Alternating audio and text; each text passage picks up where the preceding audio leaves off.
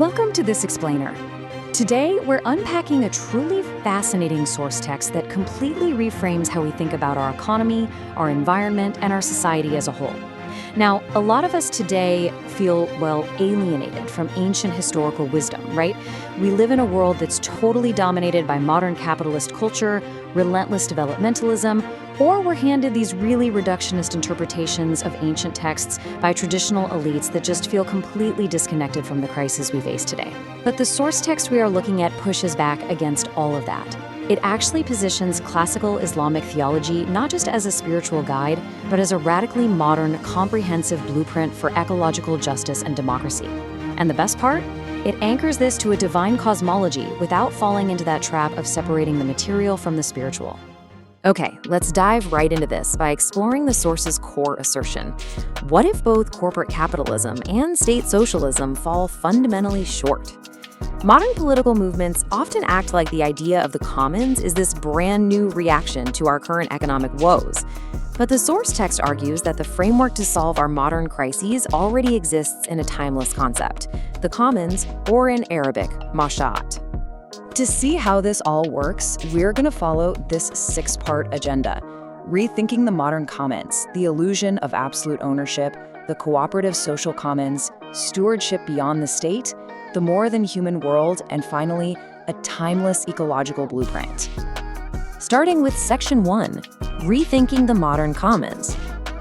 The text makes a compelling argument that late-stage capitalism is in a deep systemic crisis, precisely because it continually encloses and marketizes things that should inherently belong to everyone. Now, what's really interesting here is how this framework expands our traditional view of what a commons actually is. We usually hear the word commons and immediately picture, a shared pasture, a local forest, or a public water well. But the source emphasizes that in our modern era, the commons has to encompass the very infrastructure of modern life. We're talking about vital social institutions, digital knowledge, and governance itself. When capitalism encloses these spaces, it essentially creates a fracture in society. Moving to Section 2, Illusion of Absolute Ownership. To fully grasp this ancient framework, we really have to unlearn a few things first. We've got to dismantle the modern secular idea that whoever holds the deed to a resource has absolute, unquestionable control over it. So the absolutely crucial point here is that humans simply do not have the right to abuse or hoard resources. In secular frameworks, ownership usually means you can use, abuse, or withhold whatever you own.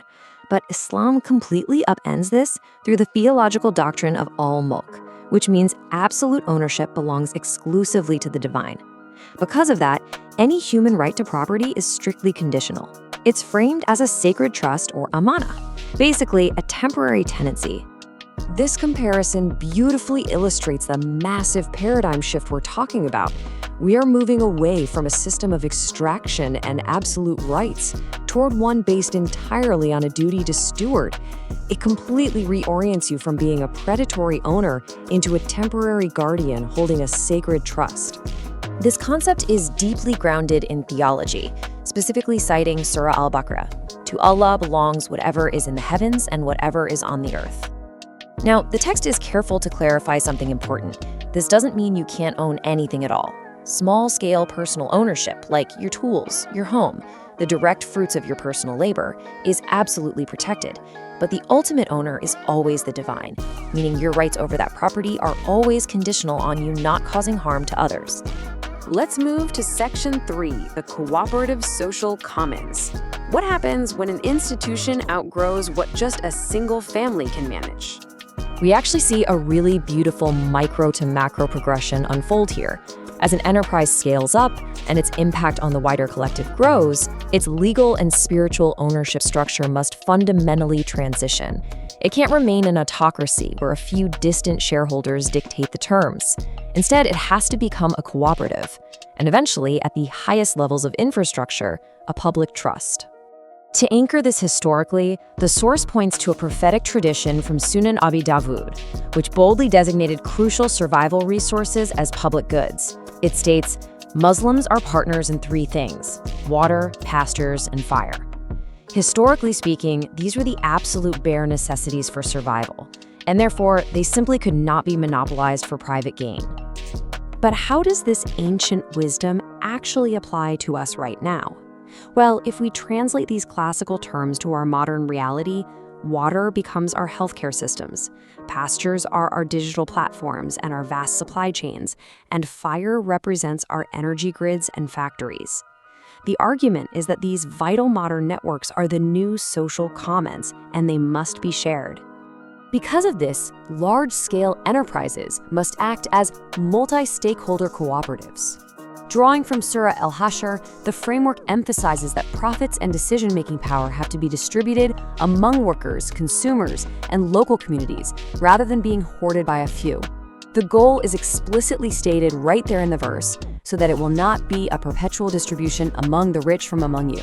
It is literally an active, built-in mechanism against wealth inequality. Section 4, Stewardship Beyond the State. So we've covered personal ownership and cooperative enterprises, but what happens at the very highest level? Think heavy industry, national infrastructure, and the administrative state itself. At this macro level, the entire concept of ownership is completely dissolved. It's replaced by khilafah, which means pure stewardship.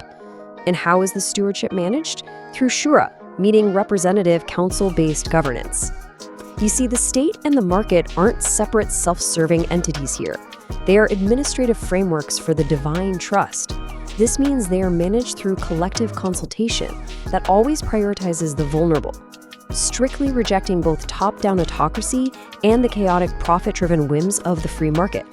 Section 5, the more than human world. Now, we've got to realize that these planning councils are not just human-centric.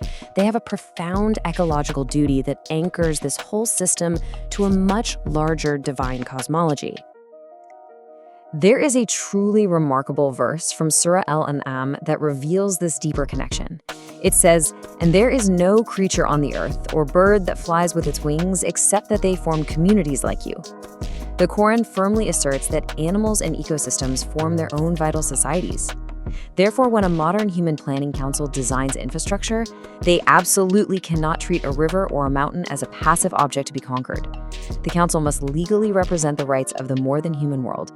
This theology is translated directly into strict environmental law through the classical maxim, la darar wa la dirar, which translates to, there should be neither harming nor reciprocating harm.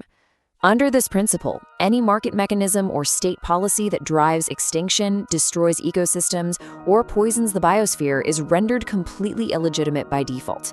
No exceptions. This is strongly reinforced by Surah Fussilat, which emphasizes that God has decreed a baseline right to sustenance for all creatures, equal for those who ask. Destroying our shared ecological home is a direct violation of this divine decree. It literally robs other communities, both human and non-human, of their God-given right to flourish.